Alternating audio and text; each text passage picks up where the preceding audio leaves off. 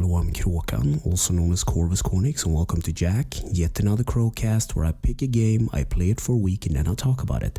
This week's game is Castlevania, Circle of the Moon, and it was developed by Konami and Entertainment Kobe and published by Konami in 2001 on the Game Boy Advance. But the version I am playing is the PS4 Castlevania Advance collection, which was released last year in 2021. And also there will be spoilers up ahead, just so you know. But first, a little backstory. Back in the day, I played this on my 2DS because that handheld is backwards compatible with the Game Boy Advance. It has a little slot at the bottom of the handheld, so to speak, so you can play games on it. And it's really nice. I have lots of nostalgia for this game. But yeah. So the game starts out in 1830 in an Austrian castle where, spoilers yet again, Dracula is resurrected by Carmilla or Camilla. Enter the room, Morris Baldwin, Hugh Baldwin, and Nathan Graves. And Dracula just destroys the floor and you're separated from your master, Morris. So there's like this rivalry between Hugh and Nathan, because you play as Nathan, by the way, and you are been entrusted with the vampire whip. And Hugh is jealous because he wanted to have that honor. So you basically get separated, he goes his own way, and you start to explore the catacombs. So basically what this is it's a Metroidvania, very basic as it is. It's not the best Metroidvania on the Advance, in my opinion. I think Aria of Sorrow made it much better, but I'll get into that later.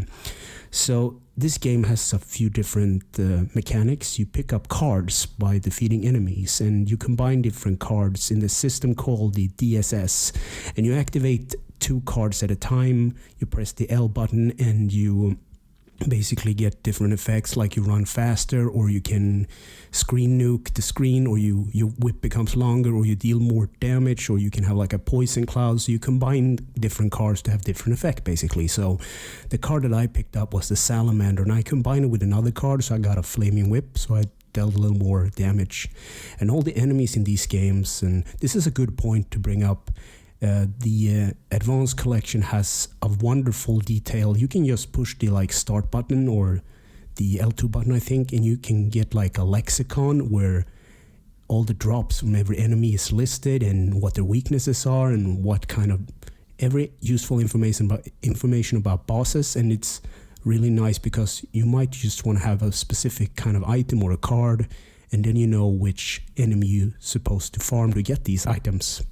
But anyway, I went down into the catacombs and I explored a bit. I found a box that was blocking my way. I couldn't push it. That's one of the upgrades you get later, I guess. And by walking down in the catacombs, I also got poisoned. So you have like this status effect. So I guess normal is the normal effect. And you have like poison, or you get petrified into stone, and vice versa. So I explored a bit more and I picked up the dash boots. And basically what that entails, or what ability you get from that, is you can now run. You don't longer have the Belmont strut, if that makes sense. And the enemies dropped items, as I said. I picked up some magical gloves, which boosts magic, I guess. And also I picked up some max HP, max heart, and max mana. This game has different attributes. Every time you defeat an enemy or earn enough XP, just like Aria of Sorrow, you level up. And also you have sub-weapons, which you can pick up, like knives, crosses, and holy water, and you activate or use those by pushing up on the D-pad and circle. So the first boss is a 2-headed wolf named Cerberus, and this boss took me a while. It kind of hit me like a brick wall, to be honest, but I just grind the boss until I could beat him. And the thing is that this boss has like different phases. It turns to different colors when it attacks. So I think it turns red when it does this long leap jumps, and usually it just station itself and bite you and whatnot. So a good strategy I found was like just duck and whip it to death and use the flame whip the salamander card, and you're good to go. So you can also use the whip in a more funnier way. If you hold like the whip button, you can actually just spin it around, and it's good for certain enemies like ectoplasm, enemies that don't really do that much damage, but it's like a little fine detail, I guess. And then I explore some more and I find the second boss, which is the Necromancer. I can't remember if it was in the Abyss Staircase or the audience room or whatever. But this boss, also hit me like a brick wall because he has like these red balls that surrounds him. And I always like try to avoid him, but I jump into him and he shoots them at you like projectiles. And he has a second phase too where he shrugs his robe and he becomes like a flying skeleton, which is kind of a cool thing. But and he also spawns like zombies and skeleton in these different phases. But I managed to beat him after a very, very painstakingly long time. So by beating the Necromancer, you get another ability called Tackle, and now you can destroy stone blocks that blocks your way, basically. And I also discovered that there are doorways, like they're teleporters, that instead of walking throughout the whole castle, you now have fast travel. So you have these certain doors which you can travel in between. So yeah, I went to the machine tower, and there are some crazy platforming and bad enemy placement. So when you try to jump from these moving platforms, you most and often jump into one of these enemies that are there, and it's like it never gets wrong. You always hit them. And there are some pickups here. There's like breakable walls where you can find all sorts of goodies. And the boss of this area is the Iron Golem. He wasn't that hard, he just took a lot of hits, and he had like a phase where he did that. And here's where the story point picks up, if that makes sense. You meet up with Hugh again, and he's jealous even more so now. And I think that Camilla has this influence over him and making him hate you, essentially. So there's a big spoiler. You actually have to fight him at the end phase when you need to get the final key or whatever, and the master key. But his story kind of resolves in the end, and he realized that he has been played like a fiddle. By defeating the Iron Golem, you get the kick boots, which is basically a wall jump, so you can reach areas where you couldn't reach before. So, and then I found the Eternal Corridor, and it's exactly what it sounds like. It's a long corridor filled with monsters. So you have these werebears, demons, and flying green hands. just a long stretch of enemies that you have to dispatch of. And then I went to the Chapel Tower, which has these cool kind of looking glass windows, and it has like a bell tower. And right before the boss, you confront Hugh again, and he gets thrown out of the boss room, and he says like he didn't want my help or anything, and he just storms off like a baby. And I'm at this point, it's just ridiculous the way he behaves. Like, grow a pair, man.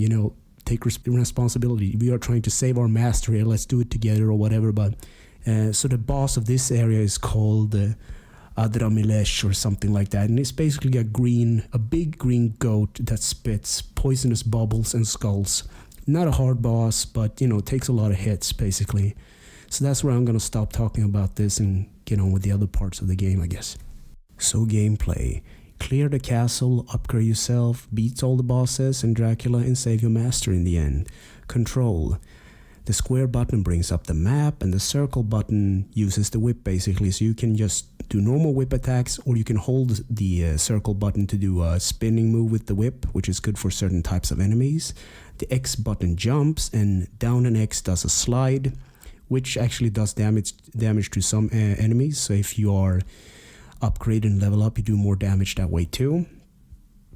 Start brings up the options menu, and the D-pad moves the character around. Graphics, they're nothing to write home about. They're colorful and kind of great, but it doesn't compare to Aria of Sorrow, which is a shame because I really like this game and I had a lot of nostalgia for it, so I remember it being better than it was. But Aria is kind of the superior version, or the better Metroidvania on this collection, I guess. Sound and music: Satoru Toshima, Hiroshi Mitsuka, they made the music for this game, and it's okay. Yet again, nothing too fancy to write home about. It's kind of this, it's not a masterpiece, but it gets the job done, It's hummable tunes, I guess. So in conclusion, I wrote no. I had a lot of nostalgia for this game, and I remember it being better than it actually was. It's not a terrible game, but it's not the better of the in the collection of the advanced Castlevania collection, but it's okay. As I said before, like a couple of times now, Aria of Sorrow is the better one, so play that instead. The control feels a little bit stiff, but it's always when you control Belmont or a whip wielding vampire killer, they're always a bit stiff somehow.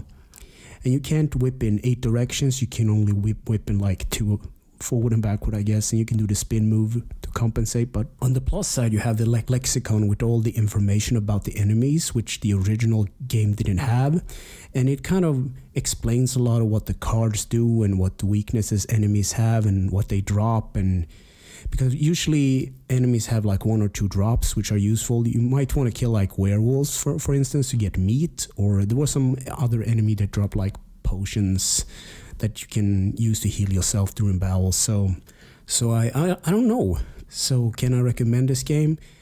No, I cannot recommend this game. It's fine, but it's not something I would like to pick up. I really can't, I guess. So anyway, thanks for listening and or watching, and take care.